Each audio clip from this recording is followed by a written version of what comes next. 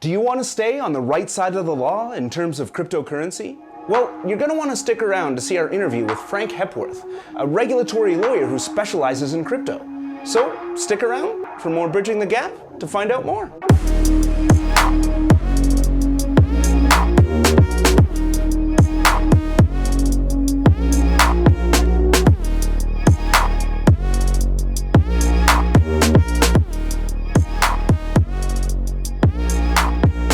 First things first, I have to ask, how does one become a regulatory lawyer that specializes in crypto? Well, I think there's typically two ways it happens, either on purpose or accidentally. So on the latter, you sometimes see a lawyer that will take on a normal client, and the client will happen to have something to do with crypto, and then to service that client, they'll learn a bit and they'll get that expertise, and then because they have the expertise, they'll do it again.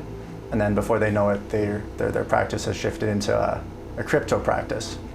But someone who's a bit younger, maybe someone with a junior practice, they're a bit more purposeful about it, and that's what I did. So when I started law school was the first time I got Ether, the cryptocurrency. And I found crypto to be just much more interesting than the law. And so I knew right away that if I'm going to be a lawyer, I want to do it in this industry. And so, you know, in class I was learning the law, but then as soon as I went home, or even before that, sometimes just in class, I'm just studying the industry, because in my mind, if I know the industry, I'll just be that much more useful for the clients. And if I'm useful to the clients, then I'll be their crypto lawyer. So yeah, I would say that a couple of years ago, maybe you could become a crypto lawyer just by accident. But now there's a lot of guys like me who are really trying to be purposeful about it. Yeah, and it sounds like you kind of hit that cryptocurrency checkpoint, and then you kind of fall down the rabbit hole just like everyone else who's interested. But you happen to be a lawyer too. Yeah, so you're like, it's a nice thing. Yeah. I do remember one point distinctly. I was on exchange to Shenzhen, China in law school, which is a random place to go if you're trying to learn the common law system.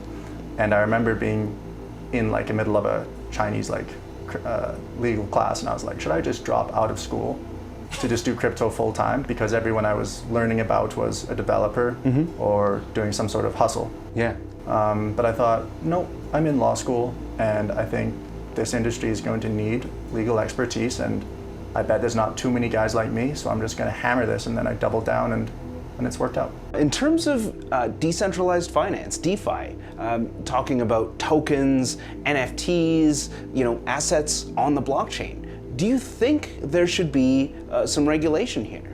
Yeah, I think there should be some regulation there.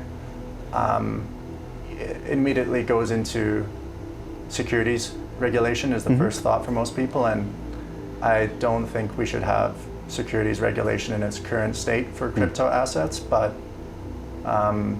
what the regulation should look like is a question as well. I don't know if the regulation should be state imposed or self-regulatory. We sort of see this by how nodes regulate each other while maintaining a blockchain, and that sort of self-policing might evolve into all aspects of crypto assets. There should be some regulation, but it's tough to say. Yeah, so it's kind of like we're kind of applying regulation that we have for pre-existing assets to crypto, but the costume doesn't quite fit. It's not tailored. Yeah, no, definitely not. Securities regulation was questionably useful for regular assets, but crypto assets that take on so many different functions now. I've used the analogy before, it's sort of like a Microsoft Word license meets Microsoft stock. And when you have something that does that, you just can't have such restrictive policies around those assets, because it's not just equities and bonds being integrated into capital markets, it's these online businesses, services, and products that are being integrated into capital markets. And so you really just have to let those things have as free market as you would a service or product. What it sounds like you're saying is that we need to leave room for development and innovation, to not have regulations stifling that, but also to help people keep accountable, developers, project founders accountable for their actions, and kind of have a balance of both of those things. Yeah, I suppose I am saying that. It really is just sort of the current regulatory regime we have for securities is really localized to the state. And when we're trying to do this internet economy thing, it's very tough to tie that down to any specific entity's regulation. And so the regulation that is imposed on crypto assets will exist, but it probably isn't going to be coming from the mind of the state. It's tough to articulate, but again, I think it's going to be something that's sort of like blockchain-based actors creating blockchain-based regulation for blockchain-based assets. Right, so they need some pre-existing knowledge and experience in the area to really understand it and get it out there. But once that happens, we'll hopefully see more adequate regulation that makes sense. Well, yeah, it's sort of like right now, existing securities, existing assets are human created. Like a stock is just a piece of paper, but the promises and what it represents is human created. And so we can do like human imposed regulation upon that, but a crypto asset is actually code. And so like humans imposing regulation on code doesn't quite compute. It's not quite compatible. So you need sort of code-based regulation to regulate code-based assets. Cool. And now you've got me picturing like a deep learning crypto AI that automatically decides regulation based on code structure. It'll be something interesting, right? Like maybe customers will only decide to use financial applications that integrate assets that have been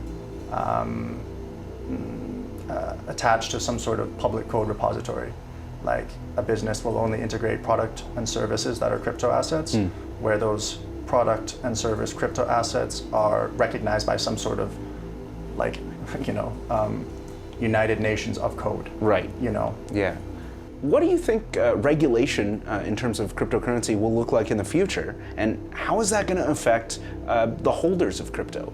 On the 5-year horizon, I think the world is going to largely move in step. So I think the US is going to take the lead along with Europe. And what they're going to do is they're going to, I guess, start with the easy targets, which will be stable coins, just because there's a lot of risk that can come from that. And they're going to be focusing on what we've seen lately with Tornado Cash. So they're going to be looking at KYC, AML concerns. And that's going to happen for the next 5 years. But I think that certain economies, largely Southeast Asia and Africa, their states are going to recognize that if they integrate this technology into their economy in a way that is not quite what the US EU-led approach is recommending, they'll find that they're going to get a competitive advantage. And so I think we're going to see in the 5 to 10 year horizon some pretty custom legislation come out from those economies, from those states. And then I think they're going to force the established economies to change, actually. So I think in the 5 year horizon, I think it's going to be pretty critical for stablecoins and for applications that aren't proceeding with KYC, AML. But then after that, KYC, know your customer. Yeah, right. And, sorry. And AML. Anti-money laundering. So, yes. Yeah, right. So it's the concern we saw. It's just that all these applications that facilitate value transfer for anyone who's on the application, they're not asking for real-world identity because on blockchain you just need the blockchain-based identity. Sure. And that's a concern. In traditional finance, if you're transferring value for any entity, you're a money service business, and then you have to comply with things like FinCEN and FinTrack, and it's a whole thing that doesn't apply in crypto. And so we're going to see a crackdown on that, I think. But then in the 5 to 10 year horizon, I think that certain economies are going to realize that they've got a competitive advantage by doing something different. And then we'll start to see some pretty custom stuff. And then we're going to see some competition between nation states. Cool. That'll be interesting. And how is that going to affect like you and me as a user? Right. I don't think it's going to affect us too much, actually. Depends what you're doing right now, really. If you're money laundering, they're going to get you. Yeah, honestly, yeah. But if you know what you're doing, like if you're sophisticated enough to get around that stuff, you're not going to be too phased. Like there's lots of things you can do to still use Tornado Cash, for example. Yeah. And if you're motivated to use it, then you'll use it. But if you're a founder or a builder maybe you'll decide to go a bit more non, or maybe you'll change the marketing of your project. If you're someone who's not super gung-ho on Bitcoin and you're maybe basically anything other than Bitcoin and you're a holder, this is a bit concerning for you. We see a split in the Ethereum community right now about what they should do if OFAC sanctions are applied at the protocol level of proof of stake Ethereum. Right. And there's this, which is coming soon, hopefully Yeah. September. yeah, at least the merge, right? And people are saying that they will have I can't remember what it's called, like a social split of Ethereum, where they're going to burn validators that impose the OFAC sanctions. Wow. And so that's just going to have, none of it is good for the ecosystem. Well, you can picture the forks that might happen there if that Yeah. does occur. Yeah, and so none of that's good if you're a holder. Yeah, if you're a founder, you're probably just going to change your marketing a bit. You're going to maybe really try and cater towards crypto audiences. You know, make this application crypto native. You're marketing to people who know what MetaMask is, has one. If you're going to try and do something real world, like you see StepN do or Axie Yes. Infinity, where you're Yeah. marketing to real world people that Yeah. maybe it's their first entry point of crypto, you're probably going to change your business model to not go EU and Right. not go US, because no one cares about compliance. It's just mitigating Risk. risk of enforcement, right? And so that's what StepN and Axie Infinity do, right? That they market to those economies, and Yeah. that's part of the reason why they did. They're mitigating that strategic regulatory risk. Right, So and- I think we'll see more of that, which again is why I think in that 5 to 10 year horizon, those economies in those parts of the world will be like, this stuff seems to work really well. Maybe we should just go with it. Sure. Yeah. So there's kind of no avoiding it in that sense, right? Hopefully. Hopefully. Yeah. Awesome. Well, thanks for joining us, Frank. Really appreciate it. If people want to learn more about crypto regulations or just, find out more about what you do, where should they go? I would say actually to find more about law and crypto, just go to Twitter. There's so much info there. But if you want to talk to me personally, you can just reach out to me on LinkedIn, and I'm available. Great. And we've got the link down below. So yeah, thanks so much. Thank you. So clearly, crypto has rules and it rules. It's good to know both sides. So thanks for watching another episode of Bridging the Gap, and we'll see you guys next time.